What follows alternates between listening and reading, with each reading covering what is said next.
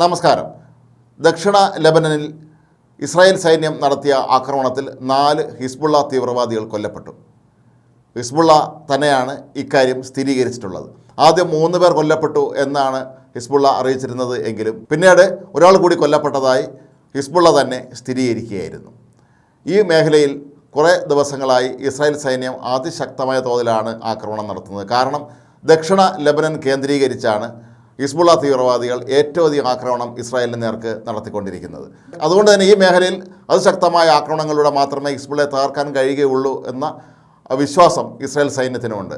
അതുകൊണ്ട് തന്നെയാണ് ഇവിടെ കേന്ദ്രീകരിച്ച് ഇപ്പോൾ ആക്രമണം കൂടുതൽ നടത്തുന്നത്.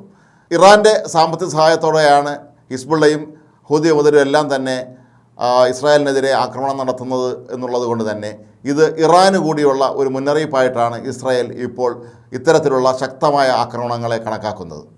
പാലസ്തീനിലെ ഏറ്റവും പ്രധാനപ്പെട്ട തീവ്രവാദ സംഘടനകളിലൊന്നായ ഹിസ്ബുള്ള, ഹമാസ് തീവ്രവാദികൾ ഇസ്രായേൽ ആക്രമിച്ചതിന് തൊട്ടടുത്ത ദിവസം മുതൽ തന്നെ ഇവർ ഈ മേഖലയിലേക്ക്, ഇസ്രായേലിലേക്കും അതിൻ്റെ സമീപ പ്രദേശങ്ങളിലേക്ക് തന്നെ ദിവസവും ഒരു ദിവസം പോലും മുടക്കമില്ലാതെ ശക്തമായ രീതിയിൽ ആക്രമണം നടത്തുന്നുണ്ടായിരുന്നു.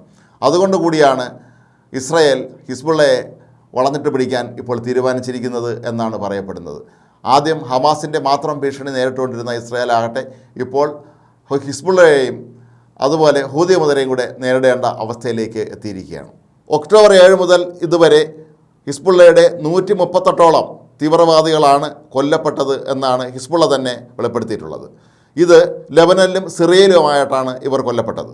അതേസമയം മെഡിറ്ററേനിയൻ കടലിൽ സ്ഥിതി ചെയ്യുന്ന അമേരിക്കയുടെ യുദ്ധക്കപ്പലായ ജെറാൾഡ് ഫോർഡ് അമേരിക്കയിലേക്ക് തിരികെ മടങ്ങാൻ പോകുന്നതായി അമേരിക്കൻ സൈന്യം വ്യക്തമാക്കിയിട്ടുണ്ട്.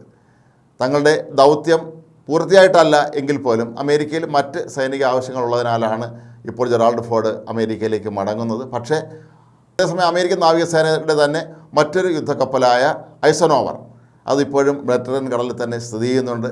ഏതൊരു സാഹചര്യം ഉണ്ടായാലും അതിനെ നേരിടാൻ തക്ക എല്ലാവിധ സംവിധാനങ്ങളുമുള്ള കപ്പലാണ് ഐസനോവറും.